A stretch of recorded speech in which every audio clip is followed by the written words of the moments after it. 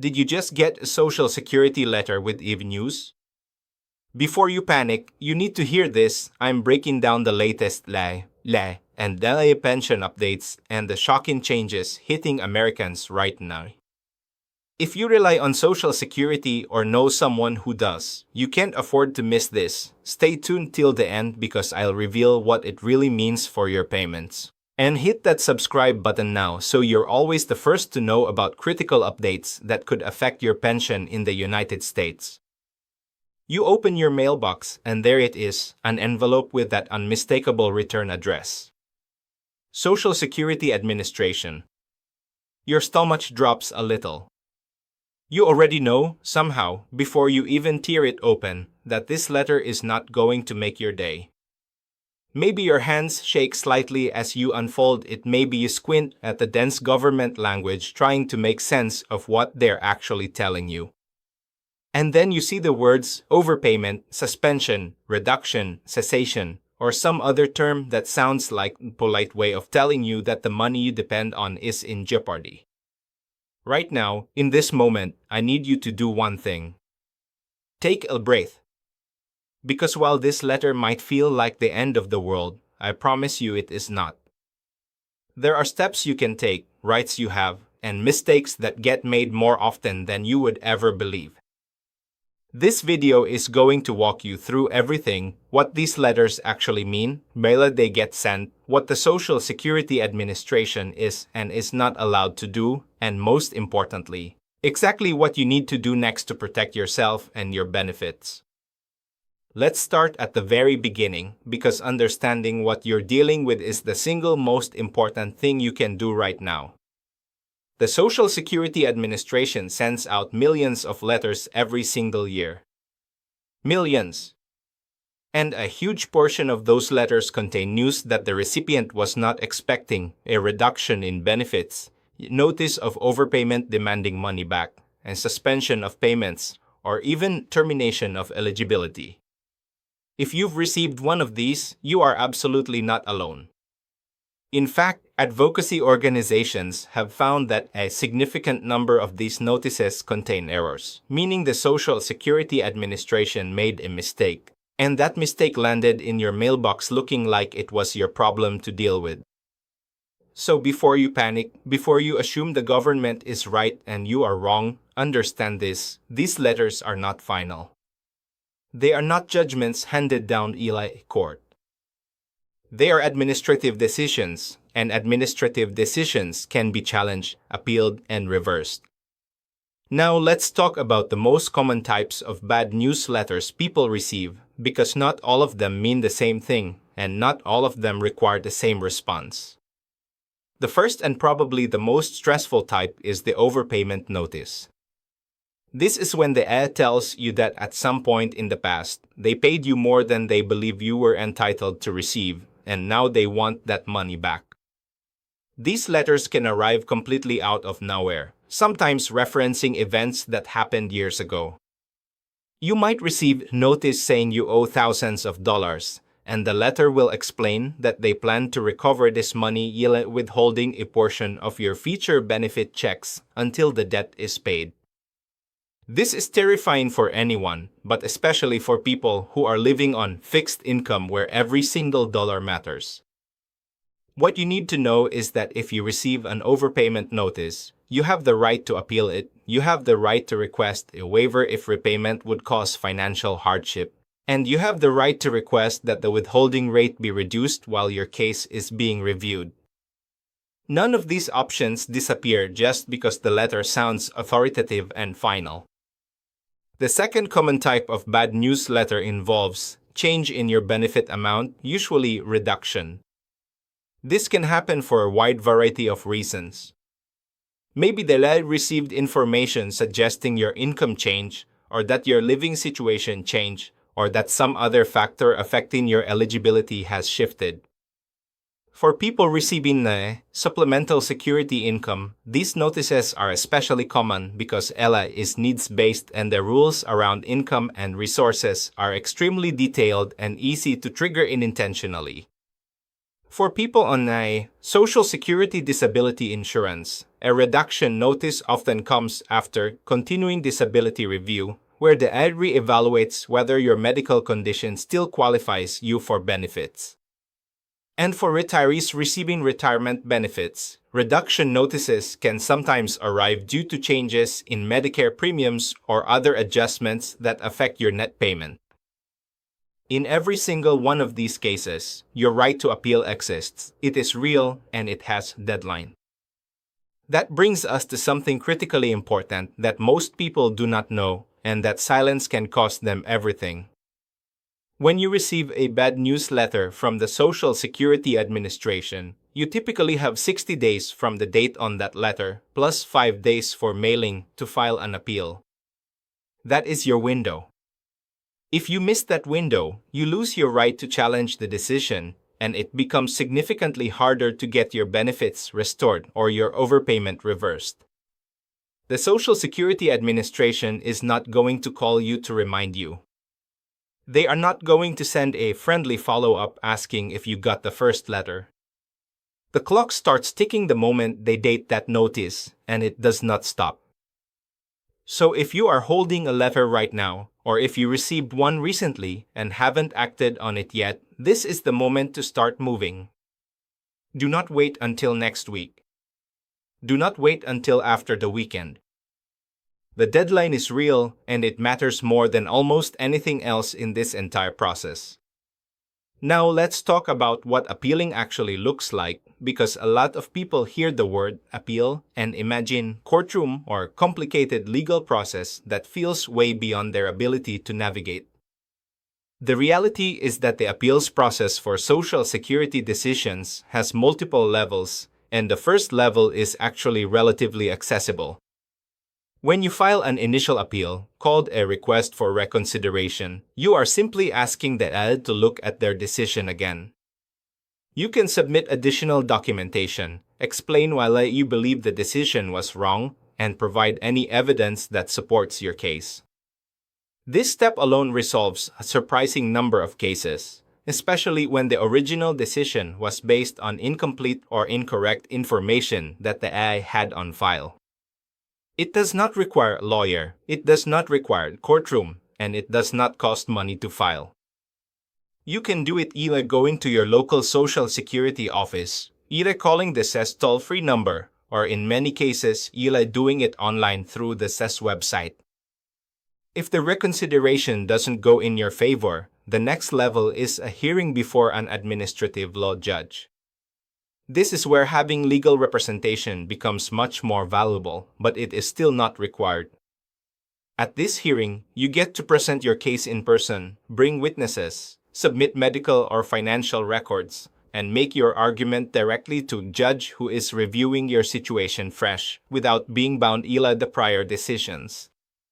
The statistics on administrative law judge hearings are actually encouraging for claimants. A significant percentage of people who appeal to this level win their cases, particularly in disability cases where the original denial was based on medical evidence that can be supplemented or clarified.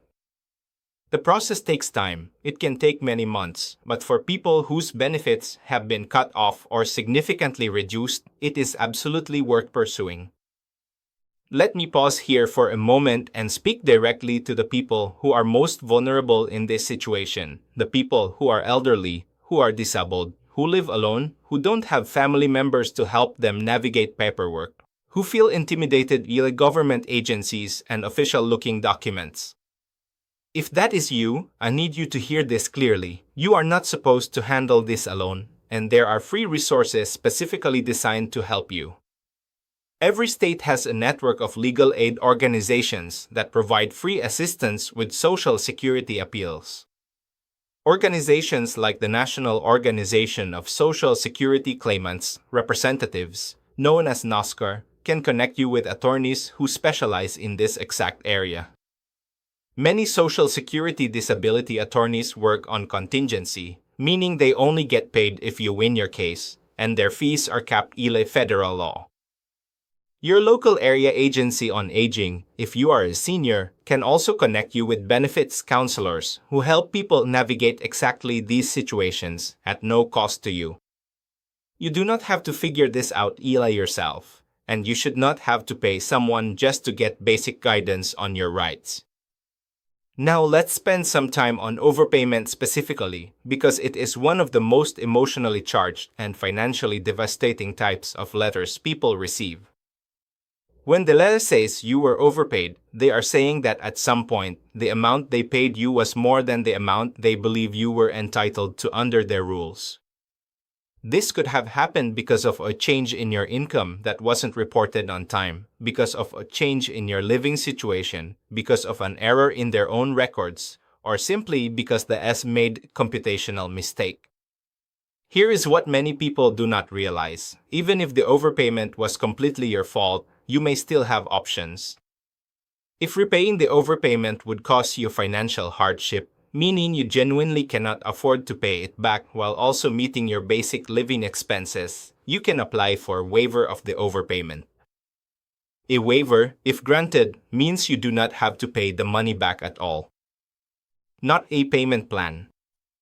Not a reduced amount. Nothing. The debt is forgiven. To get a waiver, you need to demonstrate that repayment would be against equity and good conscience, and that the overpayment was not your fault, or that even if it was, the financial hardship is severe. This is a real option. It is granted regularly, and it is one that the L does not always mention prominently in the letter that informs you of the overpayment. There is also something called a request to change the withholding rate. If the L decides to recover the overpayment withholding money from your future checks, the default rate they typically use is 10% of your benefit. However, if even that 10% creates financial hardship for you, you can formally request that they reduce the withholding to lesser amount, sometimes as low as $10 per month in cases of extreme hardship. This keeps your appeal or waiver process moving while ensuring you are not losing a significant chunk of your monthly income in the meantime. Again, this is not something the letter will tell you clearly. It is something you have to know to ask for, and now you know. Let's talk about something that is becoming increasingly relevant, and that is the sheer scale of errors in the Social Security system. In recent years, reporting and investigations have highlighted that the AI has been sending overpayment notices to beneficiaries for amounts that are incorrect, for overpayments that were caused entirely by the agency's own administrative delays, and in some cases for payments that were not overpayments at all. There have been situations where people received notices demanding repayment of tens of thousands of dollars for benefits they legitimately received, simply because the SES internal records were not properly updated. There have been disability recipients who were told their benefits were terminated based on continuing disability reviews that contained medical assessments years out of date. These are not isolated incidents. They are systemic issues within large bureaucracy that processes an enormous volume of cases, and the people on the receiving end of these errors have every right to push back. This is Harry. One of the most powerful things you can do when you receive a bad newsletter is to request your file. You are entitled, under federal law, to request a copy of the evidence that the AI used to make the decision affecting your benefits. This is called your claims file, and it contains everything the AI has on record about your case, your earnings history, your medical records if you are a disability recipient, any documentation they used in reaching their decision. When you review your file, you may find information that is outdated, information that is simply wrong, or information that was missing and would have changed the outcome of their decision entirely. This is invaluable when preparing an appeal, and it costs you nothing to request. Ask for it, review it carefully, or have someone review it with you. What you find might be the key to winning your case. As we get closer to wrapping up, I want to address the emotional weight of all of this because it is real and it deserves to be acknowledged. Receiving a letter that threatens your social security benefits is not just a financial stressor. For many people, those benefits represent decades of work, decades of contributions, a promise made to them ila the government that after a lifetime of playing ila the rules, there would be something there to support them. For disabled individuals, those benefits are often the only thing standing between independence and complete vulnerability. When a letter arrives threatening that lifeline, the fear and anger and helplessness it triggers are completely understandable. But hold on to this, the system has checks. It has appeals. It has advocates. It has attorneys. It has free resources. The letter in your hand is the beginning of a process, not the end of one. People fight these decisions every single day, and people win every single day.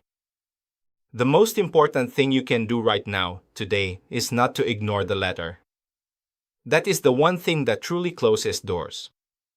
Ignoring it means missing your appeal deadline. Ignoring it means the CES decision becomes final ila default. Ignoring it means you have given up a right you didn't have to give up. Even if you are confused, even if you don't fully understand what the letter is saying, even if you are scared, call someone.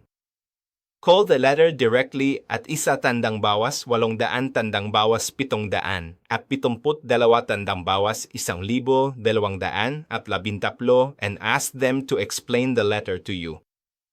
Go to your local Social Security office and bring the letter with you. Reach out to a legal aid organization or benefits counselor in your area. Do something, even one small thing, because one small thing keeps the door open. And an open door is all you need to start fighting back. If you have family members or friends who receive Social Security benefits, retirees, disabled relatives, elderly neighbors, share this video with them. Because the people most likely to be overwhelmed and paralyzed ila one of these letters are often the people least likely to know that help exists, least likely to know they have rights, and most likely to quietly suffer a loss they never should have had to accept. Knowledge is the most protective thing any of us can offer each other in moments like these, and passing this video along takes about 5 seconds and could genuinely change someone's life. So let me leave you with this. When you received that letter, something in you didn't just throw it in the trash. Something in you looked for answers, looked for help, looked for a reason to believe this wasn't over. That instinct was right. It is not over. Not even close. You have rights, you have time if you move quickly, you have resources, and you have options that nobody in that letter bothered to spell out for you. The Social Security system is large and imperfect and sometimes overwhelming, but it was built with an appeals process for a reason. Because even the people who designed it knew mistakes would happen and that real human beings would need a way to fight back. That process belongs to you. It was built for you. Use it. You have more power in this situation than that letter wants you to believe, and today is the day to start using it. If this video helped you, please share it, leave a comment below with your questions or your own experience, and subscribe so you never miss information that could protect you and the people you love. You showed up for yourself today, Ile, watching this all the way through. Keep showing up because the people who keep showing up are the ones who win.